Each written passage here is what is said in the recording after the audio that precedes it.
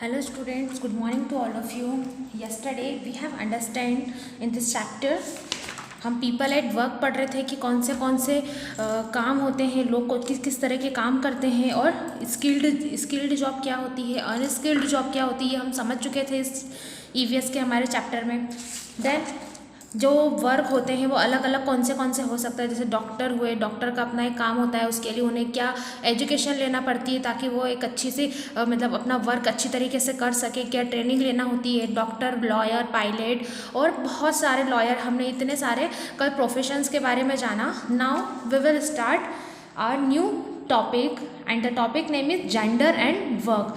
Gender से आप समझ सकते हैं, जेंडर आपको मेल और फीमेल, आपके माइंड में ये हो रहा है कि जेंडर का मतलब क्या है, लड़का लड़की, तो हाँ होता है। जेंडर का मीनिंग होता है लिंग होता है और फिर उनके काम। तो मैं आपको थोड़ा सा पहले ये बता देती हूँ कि जेंडर जो बनाया है, जेंडर जो शब्द, जेंडर की जो परिभाषा दी गई है, जेंडर के बारे में जो भी होता है वो एक सोसाइटी कंस्ट्रक्टेड होता है।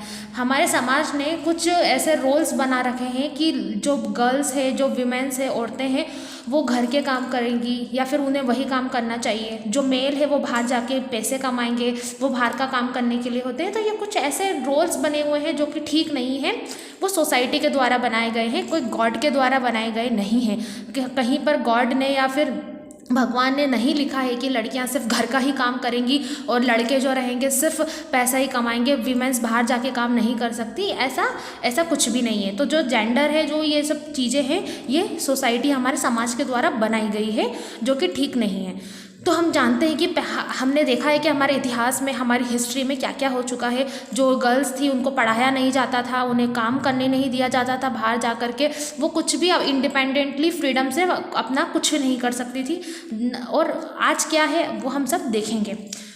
तो हम स्टार्ट करते हैं हमारे चैप्टर को। Earlier women were not given equal education and job opportunities as men। हम जानते हैं कि अर्लियर यानी पहले के टाइम में जो विमेंस थी उनको लड़कों की तरह, मतलब मेन की तरह, आदमियों की तरह पढ़ने की, लिखने की और काम करने की आज़ादी नहीं थी, इक्वल एजुकेशन राइट्स भी नहीं थे। Women did not have many career choices, और जो वीमेन थी उनके पास कोई करियर चॉइस भी नहीं थी कि वो कुछ अपना भविष्य बना सके या कहीं पर एजुकेशन ले सके अच्छी जा कर के, ये भी नहीं होता था पहले।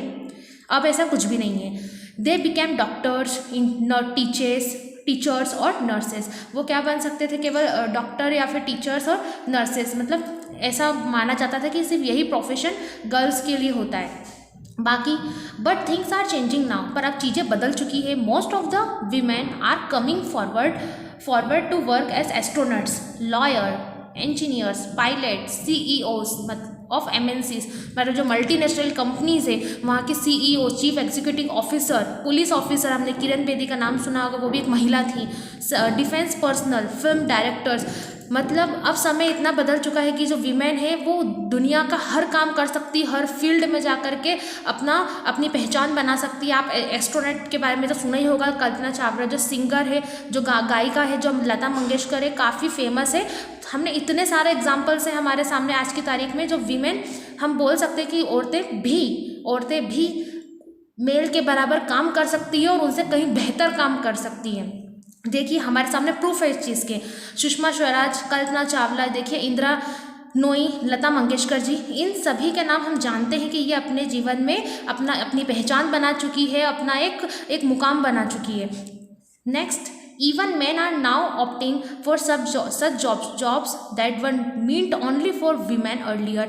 अब पहले कुछ ऐसे काम, अब कुछ आजकल तो जो आदमी है, जो मेल है, जो बॉयज़ है, वो वह काम करने लगे हैं जो सिर्फ वुमेन किया करती थी, जैसे कि शेफ़, खाना बनाना, ब्यूटिशियन का काम भी लड़के करने लगे हैं, hair dresser, fashion designer. Means अब समय बिल्कुल बदल चुका है। लड़के भी लड़कियों वाले काम कर सकते हैं और लड़कियां भी लड़कों वाले काम कर सकती है, दोनों ही तरह के काम कर सकते हैं।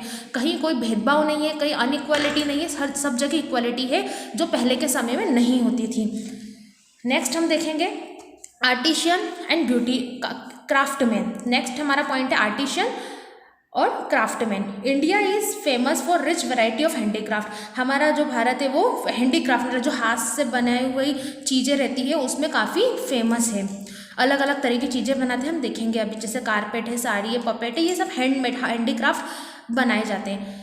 बनते हैं। Each state of India has its own variety of arts and craft. There are many artisan, craftsman and women who specialise in toys, making toys, puppets, carpet, sari, shawls, bamboo products, shoes, jewellery etcetera. कई सारे main और women हैं जो अपने handicraft work से, अपने काम से इन सब चीज़ों को अच्छी तरीके से डिज़ाइन करते हैं, बनाते हैं और उसके बाद सेल करते हैं. मतलब ये भी एक काम है कि हाथ से बनी हुई चीज़ें हम बना पाते हैं, उसमें हमारा अच्छा मतलब बिजनेस बन सकता है और बिजनेस बना भी है.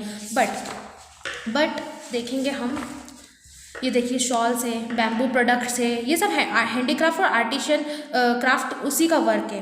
With the coming of new technology the demand for handmade toys and handicrafts is decline because machine make the products is a cheaper and faster way. अब जैसे जैसे न्यू टेक्नोलॉजी आती गई है, मशीन्स का इन्वेंशन हुआ है, तरह तरह की मशीन है, जो काम इंसान अपने हाथों से करता था वो अब मशीन्स बहुत ही सस्ते में और जल्दी फास्टर वे में बहुत ही जल्दी कर देती है.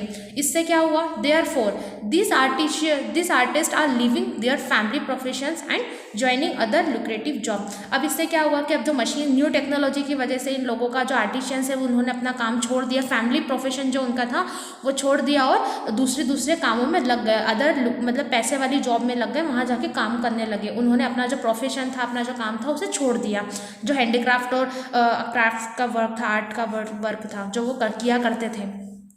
The people and the government must support and encourage these people to carry on with their artistic profession. अब जो गवर्नमेंट है उन लोगों को सपोर्ट करती है, आगे बढ़ाती है, इंकरेज करती है कि वो अपना आर्टिस्टिक प्रोफेशन ना छोड़े और उसे कैरी करे, मतलब आगे बढ़ाए और इस काम को करते रहे, क्योंकि इस काम में कमी आ रही है. All the professions are equally important for our society. हमारे समाज के लिए सभी प्रोफेशंस जो होते हैं, काम होते हैं, वो इक्वली यानी बराबर इंपॉर्टेंट होते हैं. किसी भी कोई भी काम छोटा या बड़ा नहीं होता, क्योंकि दे आर और इंटरडिपेंडेंट. हम एक दूसरे के ऊपर डिपेंड करते हैं हर काम के लिए. No work should be called dirty और लो. किसी भी काम को हम छोटा नहीं बोल सकते, खराब नहीं बोल सकते, अब नहीं बोलना चाहिए, क्योंकि कोई भी काम खराब नहीं होता. हर काम की अपनी अलग वैल्यू होती है, इंपॉर्टेंस होती है. We must respect all professions. हमें सभी प्रोफेशन, हर तरह के काम का रिस्पेक्ट करना चाहिए, चाहे वो कोई कॉबलर हो या बार्बर हो या पॉटर हो, कोई भी हो, हमें सबका रिस्पेक्ट करना चाहिए. The main thing to be remembered is whatever we do we must do it well. और हमें सबसे एक ही चीज़ ध्यान रखना चाहिए हमेशा कि आप कुछ भी करें, हम कुछ भी करें, लेकिन वो काम अच्छा होना चाहिए, वो काम गलत नहीं होना चाहिए, गलत रास्ते पे चल के नहीं किया होना चाहिए. बस हमें इतना ध्यान रखना चाहिए. तो होपफुली कि आपको इस चैप्टर से ये चीज़ समझ में आई होगी कि पीपल एट वर्क, लोग किस किस तरीके के काम करते हैं, कौन से प्रोफेशंस होते हैं. स्किल्ड जॉब होती है जिसमें स्पेशल ट्रेनिंग लेना पड़ती है, स्पेशल ट्रेनर के थ्रू लेना पड़ती है. अनस्किल्ड जॉब यानी कुछ ऐसे काम होते हैं, स्वीपर, मैड, जो हमें देखकर हम ऑब्जर्व करके सीख जाते हैं, हमारे एल्डर्स से सीखते हैं, हमारे फैमिली मेम्बर से जो चला आ रहा है बिजनेस उससे भी सीख जाते हैं, देख करके, उनको ऑब्जर्व करके, उनके साथ बैठ करके. बाकी हमने मेन चीज़ इसमें पढ़ी जेंडर एंड वर्क कि जो सोसाइटी उन्होंने जेंडर बना रखे हैं कि ये काम लड़के के लिए, ये काम लड़की का है, ये रोल्स लड़कों के लिए है. ऐसा कुछ भी नहीं होना चाहिए. हमें आज की तारीख में बराबर इक्वल राइट्स मिल चुके हैं कि लड़का लड़की एक बराबर, चाहे शिक्षा हो, चाहे काम हो, चाहे कोई सी भी फील्ड क्यों ना हो, ये ज़रूरी है. और फिर आर्ट्स एंड क्राफ्ट देखा हमने कि हाथ से क्या क्या बनाया जाता है, इसमें भी व्यापार होता है, बिजनेस होता है. और न्यू टेक्नोलॉजी के आने की वजह से ये काम कम होता जा रहा है, तो गवर्नमेंट इसे बढ़ा रही है, इसको इंकरेज कर रही है, सपोर्ट कर रही है उन लोगों को जो हैंडीक्राफ्ट वर्क या आर्ट वर्क करके अपना बिजनेस चलाना चाहते हैं. मतलब स्मॉल स्केल इंडस्ट्री, मतलब छोटे उद्योगों को गवर्नमेंट इंकरेज करती है ताकि वो भी आगे बढ़े और अपने देश को कंट्रीब्यूट करे, उसमें कुछ योगदान दे पाए और अपने आप को मजबूत बना पाए. तो होपफुली कि आपको ये चैप्टर समझ में आया होगा. इसमें सीखने वाली बातें थी जो हमने कहानी के रूप में सीख ली, समझ ली. होपफुली कि आपको समझ में आया होगा. Thank you.